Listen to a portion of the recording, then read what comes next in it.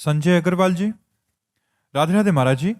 महाराज जी, हमारा प्रश्न है कि मनुष्य के पास सब कुछ होते हुए भी ऐसा क्यों चाहता है कि उसे और मिले, जबकि उसे भी पता है कि खाली हाथ जाना है। हाँ, देखो, हमारी जो चाहत है उसको हमें समझना चाहिए। हमारी चाहत धन नहीं है। अगर धन से वस्तुएं न मिलती तो धन का कोई महत्व नहीं होता। वस्तुओं को अगर हम इंद्रियों से न भोगे तो वस्तुओं का कोई महत्व नहीं होता। प्रधान बात आई इंद्रियों के भोग से, और इंद्रियां इन झूठे भोगों से कभी तृप्त नहीं हो सकती। हमारी जो चाहत है उसे समझना चाहिए। हमारी चाहत है अखंड सुख जिसमें दुख का लेश न हो। हमारी चाहत है कोई हमें ऐसा प्यार करे जो सिर्फ हमें प्यार करे। तीसरी चाहत है कि शांति, अखंड शांति हम चाहते हैं। चौथी बात है मरना नहीं चाहते, अविनाशी। चार बातें देख लो सब लोग। सुख जिसमें दुख का लेश ना हो, दुख का बिल्कुल लेश ना हो। प्यार जो मुझे करता हो, मेरे शरीर से नहीं, मेरी वस्तुओं से नहीं, मुझे प्यार करता हो, ऐसी दृष्टि नहीं है। शांति जिनमें किंचन मात्र भी अशांति ना हो, और मैं मरूं नहीं, ये हमारे भगवान के लक्षण है। सुख समुद्र का अंश हूं इसलिए सुख चाहता हूं। प्रेम समुद्र का अंश इसलिए प्रेम चाहता हूं। शांताकारम, शांत समुद्र भगवान है इसलिए मैं शांति चाहता हूं। और अविनाशी भगवान है इसलिए मैं अविनाशी मरना नहीं चाहता। ये चारों बातें प्रमाण देती है कि हम भगवान के बच्चे हैं, हम भगवान के अंश हैं।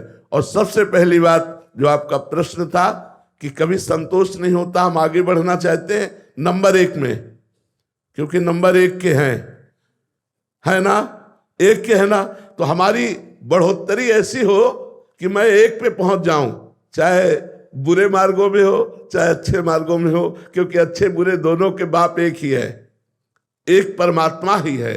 तो हमारी अंदर की चाह परमात्मा है ना कि विषय। सुख, प्रेम, शांति और अविनाशी ये परमात्मा में है। अगर हम परमात्मा का सुमिरन करने लगे तो हमें संतोष प्राप्त हो जाएगा, तृप्ति प्राप्त हो जाएगी, और हृदय कह उठेगा अब कछ नाथ न चाही मोरे, दीन दयाल अनुग्रह तोरे। नहीं तो चाहे जितने रुपए हो जाए, चाहे जितना वैभव हो जाए, चाहे जितना भोग भोग लो, कभी ऐसा नहीं कह सकते कि अब कछु नाथ न चाही मोरे। ये तभी होगा जब भगवान का नाम जप करोगे और भगवान के चरणों का हृदय में स्पर्श प्राप्त होगा भाव के द्वारा, तो रोम रोम आपका नाच पड़ेगा। जैसे मीरा जी कहती, पायो जी पायो मैंने राम रतन धन पायो। जब ये राम रतन धन आएगा तब आपका हृदय नाच उठेगा। नहीं तो चाहे जितना बड़ा पद हो, चाहे जितना वैभव हो, चाहे जितना सुंदर मकान हो, फिर भी और प्राप्त करने की इच्छा होगी और जाना कुछ नहीं है साथ। शरीर भी साथ नहीं जाएगा तो और क्या जाएगा। इसी भ्रम में हमारा जीवन नष्ट हो जाता है। विवेकवान वही है जो सावधान होकर अपने जीवन को काटे, भगवत स्मरण करते हुए, धर्म का पालन करते हुए, कर्तव्य का पालन करते हुए जो जीवन काटता है वो परम पद का अधिकारी होता है। इसलिए धर्म से चलो, भगवत स्मरण परायण रहो, अपने कर्तव्य को अपनी पूजा समझो, तो सब काम बन जाएगा। आशीष जी लखनऊ से। महाराज जी, जड़ और चेतन की ग्रंथि कैसे टूटेगी? है ही नहीं, लगी ही नहीं। जब ग्रंथि हो तब ना छूटे। जड़ चेतन ही ग्रंथि पड़ गई, यद्यपि मृषा, मृषा माने झूठी, मतलब लगी ही नहीं। ये भ्रम हो गया है हमें। भ्रम से इस पांच भौतिक देह को अपना स्वरूप मान लिया है। यद्यपि हम आत्मस्वरूप हैं, चिदानंदमय है, पर हम अपने स्वरूप को भूल करके और देह को अपना मान लिया। अब जब तक सदगुरुदेव की शरण नहीं होंगे और उनके द्वारा बताई हुई उपासना नहीं करेंगे तब तक हमारा ज्ञान विशुद्ध नहीं होगा। जानकारी तो सबको है, शरीर नाशवान है, मैं अविनाशी हूँ, यहाँ कुछ टिकाऊ नहीं है, सब परिवर्तनशील है, सब कुछ छोड़ के जाना है, ये सबको पता है। लेकिन शुद्ध ज्ञान नहीं, अशुद्ध है, मतलब वो जानकारी अपने जीवन में प्रयोग नहीं कर पा रहा। इसलिए संत महापुरुष जो भगवत प्राप्त हैं उनकी शरण में जाए और उनके द्वारा बताई हुई उपासना से बुद्धि रूपी जो अस्त्र है उसकी धार तेज करे, विवेक धार है, और उससे इस भ्रमात्मक संसार बंधन का नाश कर दे तो स्वरूप का बोध हो जाए।